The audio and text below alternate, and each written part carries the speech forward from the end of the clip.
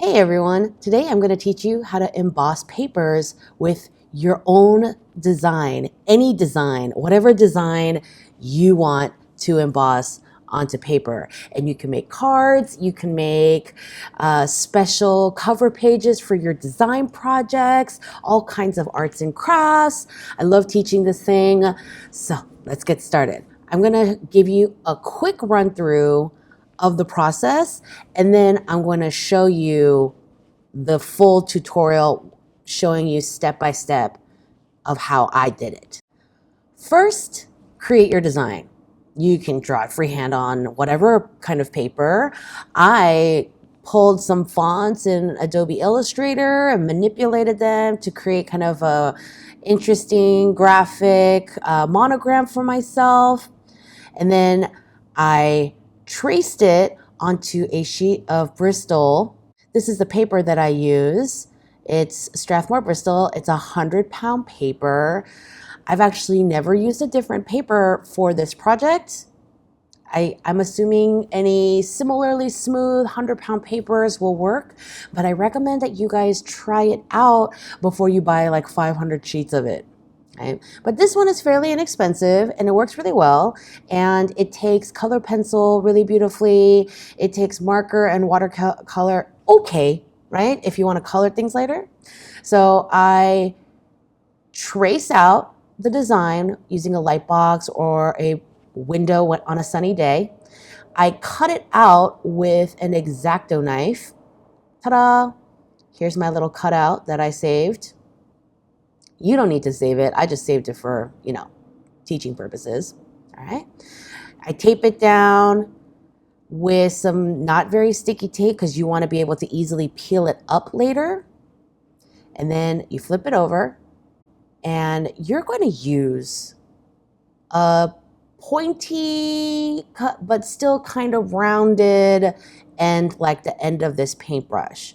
Don't use anything sharp and stabby because you'll poke right through the paper, but anything that's kind of plasticky with a sharp but rounded off point. You're pushing the paper through the holes that you made in the design with it. You might have to try out a few different pushing tools, I guess is what you would call it. Various paintbrushes, a smooth plastic works, maybe the corner of a plastic chopstick. Okay, try things out on a little scrap sheet before. Okay, but some tools can be really squeaky and have a lot of friction, and so it's hard to push the paper through. So try out a few tools, and here I am pushing it through. This is one of the reasons why you need the thicker paper, because you need to push it through the hole, and ta-da! Now you've pushed that thick paper through the holes of your designs to get your emboss. Word of caution when you're designing. Think about if you have any holes in your design. Like, here's one that a student made in one of my classes. You see the R, it should have a hole in there, but because she cut it out, you don't get that hole in there anymore. And so if it's important to you that you retain that hole, you're gonna have to work around it like a stencil, okay? Because it is a stencil. What do you mean like a stencil? It's a stencil, Zoe. It's a stencil. You can make a little insert at the top like that so that you keep that little hole piece in the middle. You could do something like this. So again, there is a section there where it's retaining the middle, right? And you can play around with that in your design, whatever, right? So just keep that in mind when you're putting your designs together. I did a couple today. I did this fancy Z because my name is Zoe, and I did this cute little Christmas tree because, hey, Merry Christmas kind of soon. So the first thing is to take your light box and trace your design onto your paper, or if you want to freehand it, that's perfectly fine too, because this piece of paper is getting discarded anyway. So whatever messy pencil marks, eraser marks you have is not a big deal. Take a cutting mat. Do not carve up your dining room table. Nobody will thank you for that. and take a little X-Acto knife and cut out your design as precisely as you can. And I've been doing this for a while, so I might be going a little bit fast. I'm probably going to speed this up in editing, but go slowly, carefully. Just like when I'm drawing, I don't move my arm into awkward positions, okay? I move the paper around so that my arm is always cutting in a comfortable position to get the most accurate cuts. Let's finish up and pop this baby out of here. Be careful. Do not try to move too fast and cut things. Okay. Slow and steady wins the race, y'all. It does. It does. All right, you can discard your insides. Okay, that sounded weird. Discard your insides. You know what I mean. And then you're going to take a fresh piece of Bristol and you're going to tape your stencil onto the front. Okay, you're going to tape it to, if this is a card, you're taping it to the front of the card. You're taping it to the right side of the paper. And I like to use tape with a little bit of lint on it so that it's not super sticky and that I could peel it up later without peeling up the paper with it. Okay, that's why I just dab some lint on there. The back I don't care as much because it's the back of the paper. Yeah. But this is drafting tape, so it kind of starts off not being as sticky. Now you're going to take it to the light box and you're going to trace that design. And now on the back of the paper, you have the backwards, the inverse of the design that you created, okay, drawn out, so that you know where to push in. You can't just randomly start pushing in the paper and hope for the best. You want to push in where you have the stencil hole on the other side. So you're pushing through the hole you made in the paper. Okay.